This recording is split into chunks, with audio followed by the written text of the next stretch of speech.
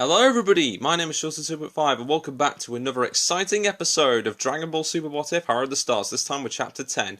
So, before we start, I'd like to apologise about the 3-month delay. This is likely because I was also working on a new What If, in fact 2 new What Ifs, one based around the world of Naruto, and one that's even based off the world of Fairy Tail. More details will be explained very soon. So, but also, sees that it's a relative of mine's birthday coming up, and I might not get the chance to, upload any Naruto Storm 4 content until Saturday.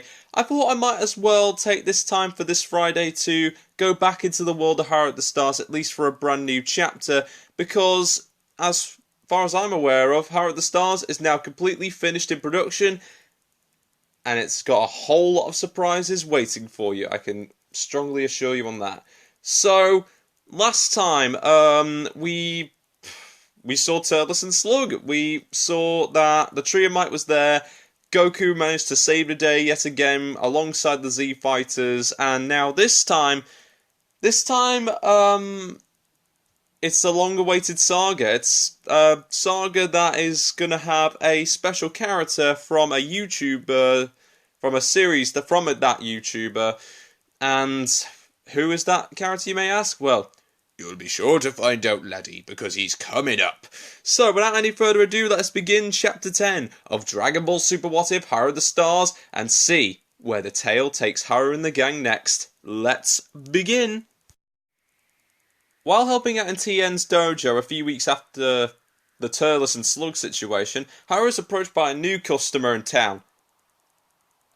He's finally here, boys, straight from the creative mind of RedScotGaming. Today's cameo is none other than Max Stone, with the power of stones, laddie, who orders the strongest warriors to come with him to help him with something.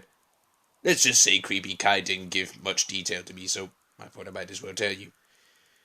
Haru, along with Goku, agrees to this, and though Max at first was unsure about Goku's power, seemingly because he takes all the credit to basically everything, flip's sake, Goku.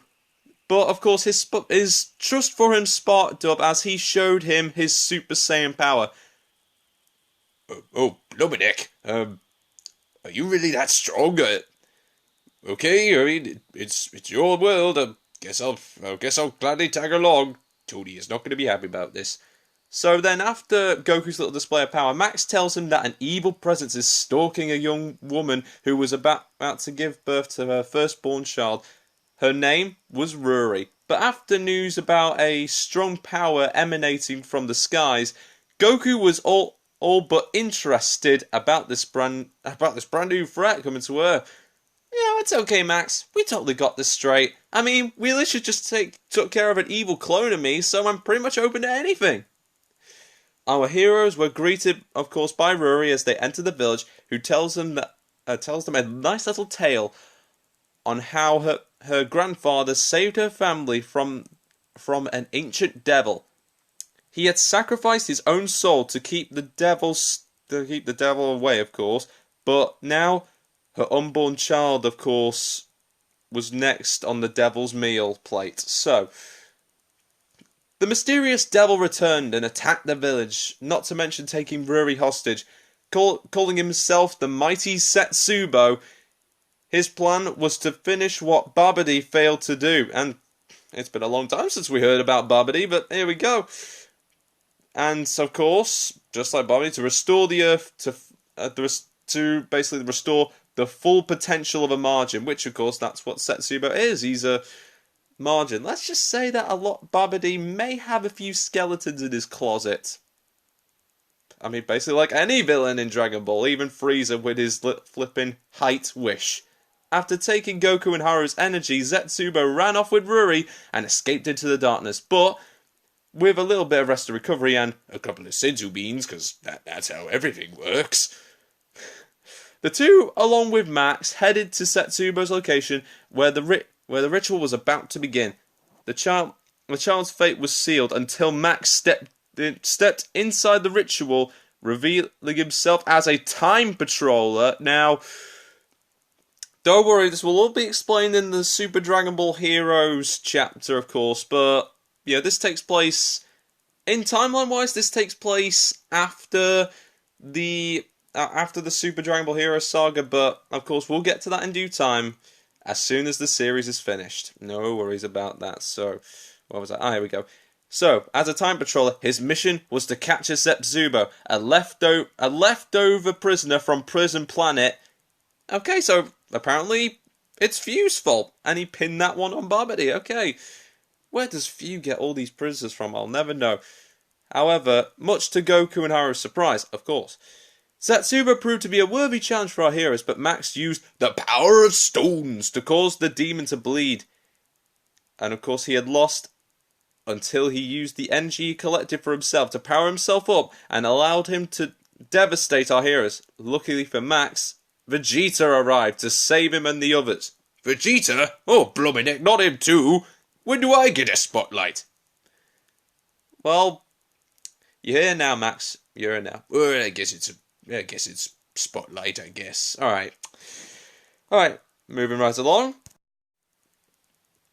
Together with Haru, Goku and Vegeta, Max showed Zepzubo who's boss, but his regeneration was just too great. Max then told Goku to use that attack on his command, so he fired some giant boulders at him for a while.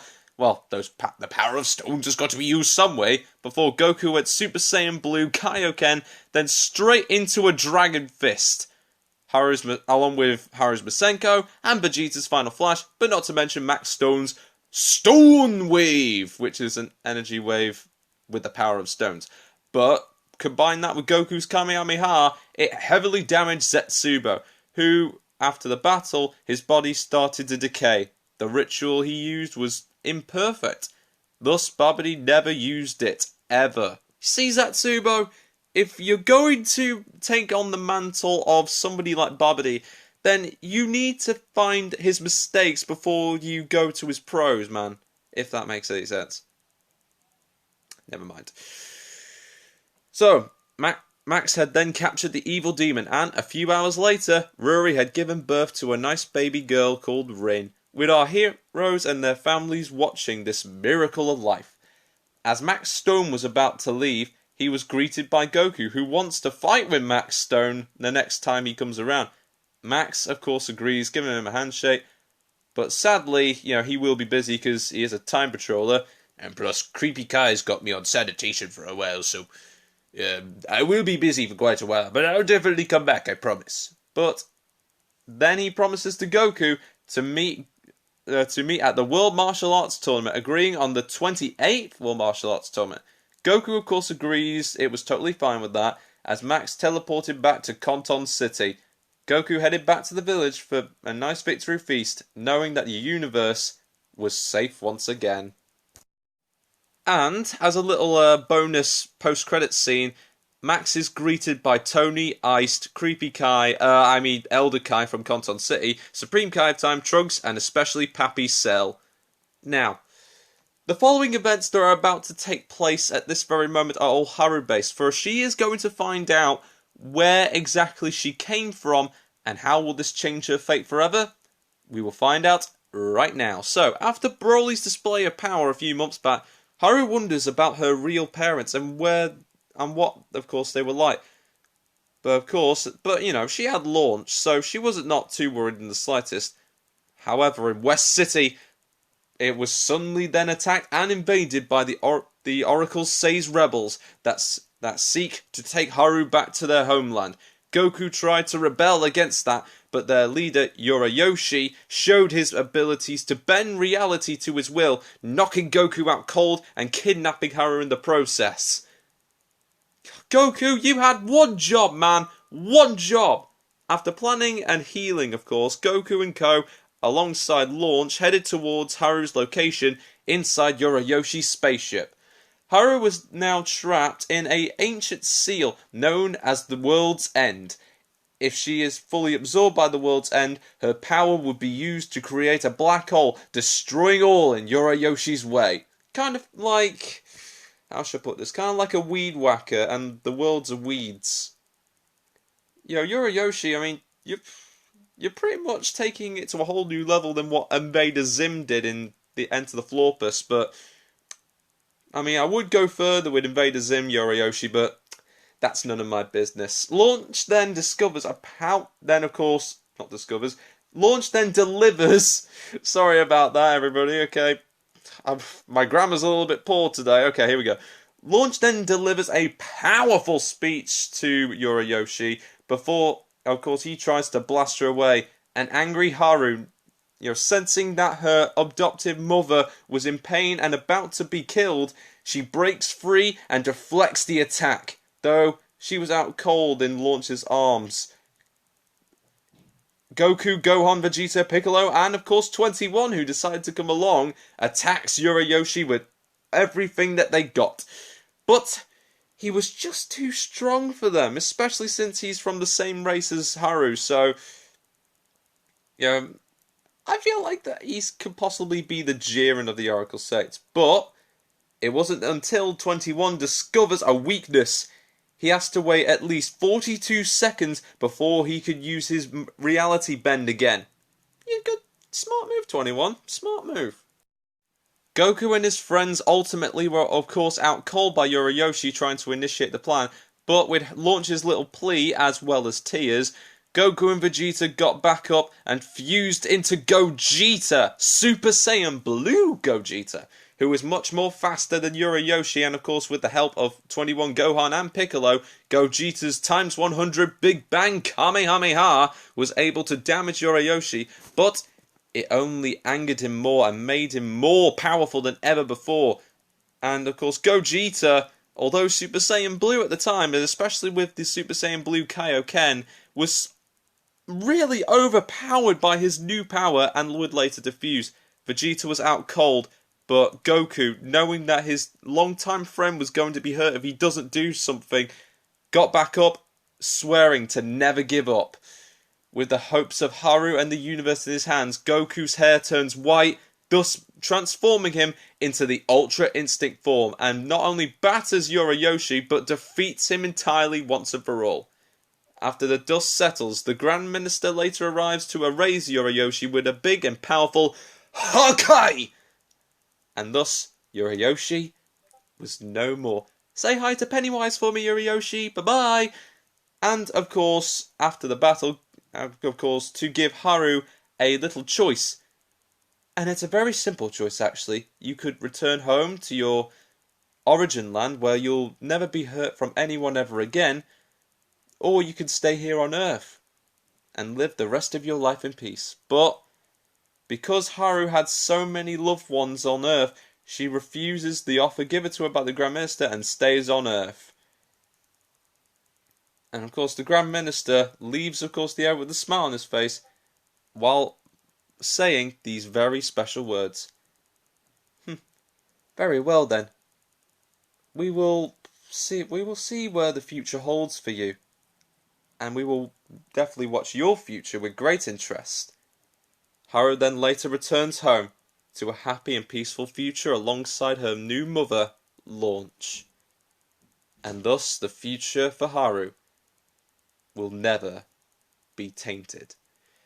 So with that is the end of chapter 10. Do apologise about the grammar this time around. I know it's bad, but hopefully I'll improve myself for the next chapter. For next time, we're going to be getting into some, I think, GT area pretty soon enough. But for those who think of GT like they think of Marmite, don't worry. I've made a couple of changes that will hopefully make GT a better series than it was originally. But for those GT fans out there, well then, you're in for a real treat. So, thank you so much for watching this chapter. If you enjoyed it, be sure to like, comment and subscribe, and stay tuned for brand new chapters coming later on during the year, or even after, even at 2020 for all we know. But I'd like to thank you so much, and I do apologise for the delay. Really hope you enjoyed chapter 10, and I'll look forward to seeing you next time, for we're getting close to the Grand Tour, Dragon Ball GT. So, thank you so much for watching, and oh yeah, I also hope you liked the nice little Max Stone cameo there too. Thought it would be nice. So, from everyone here at Shorter 2.5, as well as everyone from the Mass Legion, I wish you a good day and thank you for watching this video. Bye-bye!